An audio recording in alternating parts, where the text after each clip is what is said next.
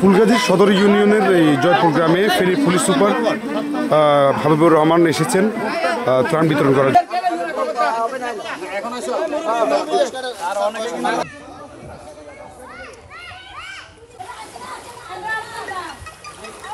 গত পরশুদিন আমি এবং সম্মানিত জেলা প্রশাসক মহোদয় আমরা বিভিন্ন জায়গা ভিজিট করেছিলাম, ফুলগাজী প্লাস পরশুরাম ভিজিট করেছিলাম।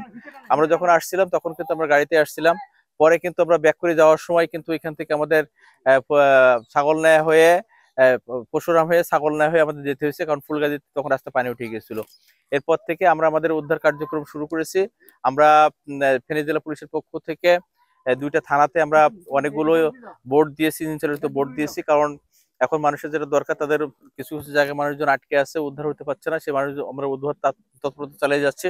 পাশাপাশি এখন মানুষজন যেহেতু পানির মধ্যে আটকে আছে এবং তাদের নিজেদের বাড়িঘর তারা রেখে তারা আশ্রয়কেন্দ্রে যেতে চায় না, সে কারণে আশ্রয়কেন্দ্রে যারা যাচ্ছে তাদেরকে কিন্তু উপজেলা প্রশাসনের পক্ষ থেকে বিভিন্ন স্বেচ্ছাসেবী সংগঠনের পক্ষ থেকে খাবার দাবার সরবরাহ করা হচ্ছে।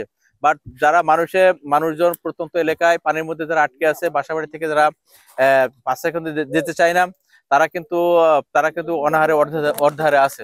তা সেই জন্যই আমরা ফেনী জেলা পুলিশের পক্ষ থেকে আমরা তাদেরকে খাদ্য সহায়তা প্রদান করার জন্য সকাল থেকে আমরা কার্যক্রম শুরু করেছি, এবং আপনারা লক্ষ্য করেছি যে আমরা ফুলগাজীর বিভিন্ন প্রত্যন্ত এলাকায় আমরা আমাদের খাদ্য সহায়তা দিয়েছি, এবং যেখানে উদ্ধার তৎপরতা দরকার সেখানে মানুষজনকে আমরা উদ্ধার করেছি। আমরা এখন মূলত পরশুরামের দিকে যাচ্ছি।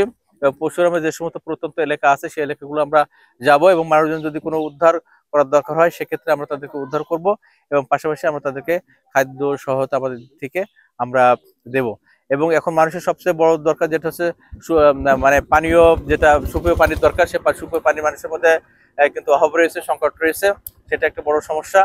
সেক্ষেত্রে আমি সিভিল সার্জন মহোদয় আমি জানি ইতিমধ্যে কাজ করছে, তারা পানি বিশুদ্ধকরণ ট্যাবলেট তারা বিভিন্ন জায়গায় সরবরাহ করেছে।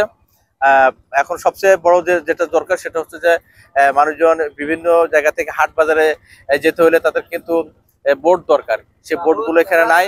গতবার এখানে বন্যা হলেও মানুষের মধ্যে কিন্তু যে বোর্ড তৈরি প্রবণতা এখানে কিন্তু নাই। এই কারণে আমি মনে করি এখন মানুষের যেটা দরকার সেটা হচ্ছে এক জায়গা থেকে এক জায়গায় বাজারঘাট করার জন্য এখন তাদের যাতায়াতের জন্য ছোট ছোট বোর্ড এখানে দরকার।